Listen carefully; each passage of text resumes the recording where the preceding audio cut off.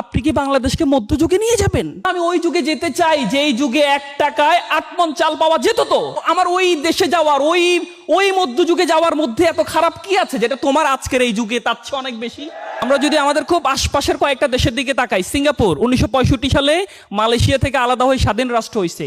আমাদের কয় বছর আগে? মাত্র 6 বছর। আমরা কত সালে? 71। অথচ আমাদের চেতনা বিক্রির বয়ান শেষ হয় না। ওই সিঙ্গাপুরের কোনো চেতনা নাই।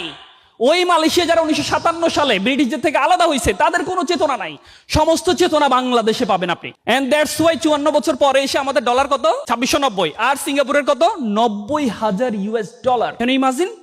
একটা জেলেদের দেশ। 1346 সালে বাংলাদেশে এক ভদ্রলোক ভ্রমণ করতে আসছিলেন।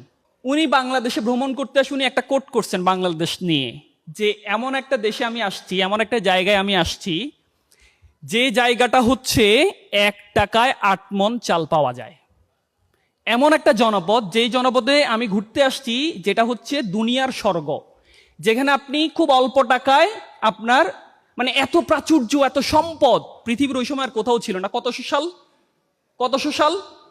তা আমাদের এখন মানুষজন খুব যারা ভালো কথা বলে, তারা যখন বলে যে ভালো কথা বললে আপনি কি বাংলাদেশকে মধ্যযুগে নিয়ে যাবেন, বলে না?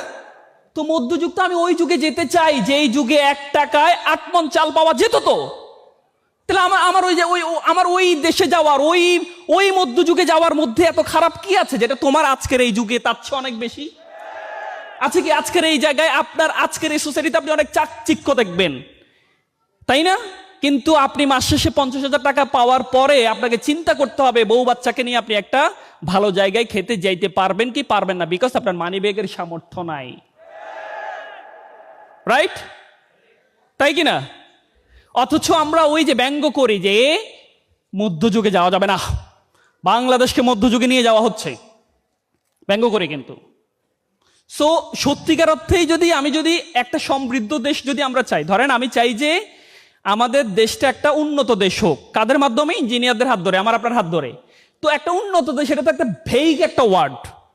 একটা উন্নত দেশ মানে কি? যার জিডিপি $15,000 থেকে $30,000 উপরে হবে, মানে মিনিমাম $15,000 উপরে হবে। আমাদের কত? আজকে পরীক্ষা আসছে কি আমাদের কত? $2690। কত? তা আমরা কি উন্নত দেশ হইতে পারছি? বাট আমাদের কিন্তু ভাবটাপ কিন্তু সেই, তাই না? অপ্রতিরোধ্য গতিতে এগিয়ে চলছে বাংলাদেশ, তাই কিনা? কিন্তু আপনার ডলার কত? 2690। আপনার যে হিউম্যান ইন্ডেক্স আছে, HDI একটা ইন্ডেক্স আছে, ওই ইন্ডেক্স অনুযায়ী বাংলাদেশের অবস্থান একদম পৃথিবীর 193টা লিস্টেড দেশের একদম শেষের দিকে। পৃথিবীর 1 নম্বর ধনী দেশ লুক্সেমবার্গ, তাদের হচ্ছে $1,40,000 উপরে। আমরা যদি আমাদের খুব আশপাশের কয়েকটা দেশের দিকে তাকাই, সিঙ্গাপুর 1965 সালে মালয়েশিয়া থেকে আলাদা হয়ে স্বাধীন রাষ্ট্র হয়েছে। আমাদের কয় বছর আগে?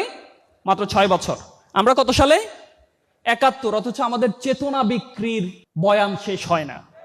ওই সিঙ্গাপুরের কোনো চেতনা নাই। ওই মালয়েশিয়া যারা 1957 সালে ব্রিটিশদের থেকে আলাদা হয়েছে তাদের কোনো চেতনা নাই। সমস্ত চেতনা বাংলাদেশে পাবেন আপনি। এন্ড দ্যাটস ওয়াই 54 বছর পরে এসে আমাদের ডলার কত?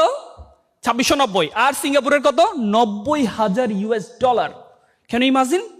একটা জেলেদের দেশ। কি ছিল? একজন ব্যক্তি ছিলেন, আর কিচ্ছু ছিল না। অনলি ওয়ান আর্মি, লি কুয়ান। কি নাম তার? লি কুয়ান। ওই ভদ্রলোক 3টা ওয়ার্ড দিয়ে তার পুরো পৃথিবী চেঞ্জ করে ফেলছে, তার দেশকে চেঞ্জ করে ফেলছে। MPH, meritocracy, pragmatism, honesty. আজকে দেখেন আমাদের দেশে আমরা কিন্তু নলেজেবল, রাইট? আমরা যারা এখানে ইঞ্জিনিয়ার আছে, আমরা তো হ্যান্ডসন, আমরা অনেক সাউন্ড, তাই না? আমরা তো কাজ পারি তো নাকি? আমরা কাজ পারি, আমরা নলেজেবল, আমরা সবকিছু ঠিক আছে, আমরা প্রয়োগ করতে পারি, শুধু এইচটা আমাদের মধ্যে নাই, তাই না? আজকে দেখবেন আমাদের একেবারে গ্রাউন্ডে, বিল্ডিং এর নিচে যে ভদ্রলোক থাকে এবং বিল্ডিং এর সর্বোচ্চ চেয়ারে যে ভদ্রলোক বসেন, প্রত্যেকেই এইচ বাইরে। আমরা মাঝখানে দেখছি আমাদের সাবেক প্রধানমন্ত্রীর পিয়ন 400 কোটি টাকার মালিক, তাই না? ডেজিগনেশন কি? পিয়ন। ডেজিগনেশনটা কি? পিয়ন। আমাদের অনেক মেধাবী ইঞ্জিনিয়ার হাজার হাজার কোটি টাকা বাংলাদেশ থেকে লোপাট করে দিচ্ছে, দেখছি না আমরা? ওই যে 1346 সালে আমি আপনাদেরকে কেন গল্পটা শুনাইলাম, ওই সময় সভ্য দেশ ছিলাম, পৃথিবীতে যত দেশ ছিল ওই সময় আমরা 8th লার্জেস্ট কান্ট্রি ছিলাম, রিচেস্ট কান্ট্রি ছিলাম। তাইলে ওই মধ্যযুগে তো আমি ফিরে যেতে চাই, আমাকে নিয়ে যান।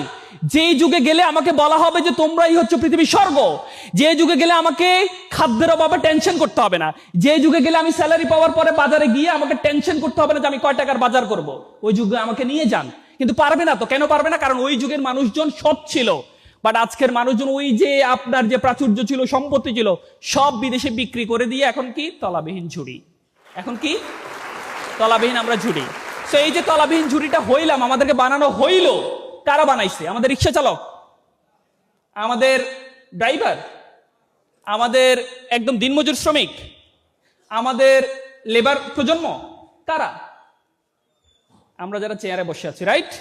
আমরা যারা সর্বোচ্চ বিশ্ববিদ্যালয় থেকে পড়াশোনা করছি, আমরা যারা বুয়েট, চুয়েট, রুয়েট, ডুয়েট সহ দেশের সেরা বিশ্ববিদ্যালয় থেকে পড়াশোনা করছি, কিন্তু শুধুমাত্র ওই যে 54 বছরের চেতনা বিক্রি ছাড়া প্রকৃত অর্থে আমার দেশপ্রেম না থাকার কারণে আমি রমজান মাসে আমার কাছে টাকা নিয়ে আসার পরে আমি বলি, ভাই নামাজ পড়বো, ইফতার করব, টাকাটা আপনি নিজ উদ্যোগে ডয়ারে রেখে যান।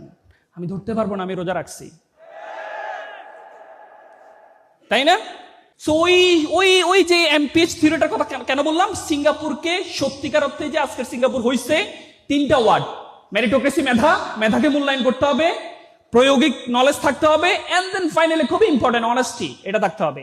এই 3টা জিনিস ছিল বলেই কিন্তু আজকের সিঙ্গাপুর হইছে। আমাদের প্রায়োগিক নলেজের জন্য টেকনিক্যাল এডুকেশনকে 7% ইনভেস্টমেন্ট দিয়ে সম্ভব না। আপনি মুখে মুখে বলবেন যে Bangladesh Singapore, Bangladesh China, Bangladesh Germany, অথচ ওই যে উন্নত দেশগুলো হয়েছে তাদের টেকনিক্যাল এডুকেশনের ইনভেস্টমেন্ট হচ্ছে 30% এবাব, আর আমাদের দেশে মাত্র শিক্ষার 7%, 8%। আমরা যদি টিবেটে যদি সত্যিকার অর্থে যদি বিনিয়োগটা না বাড়াই, তাহলে আপনার কথা প্রজন্ম বিশ্বাস করবে না।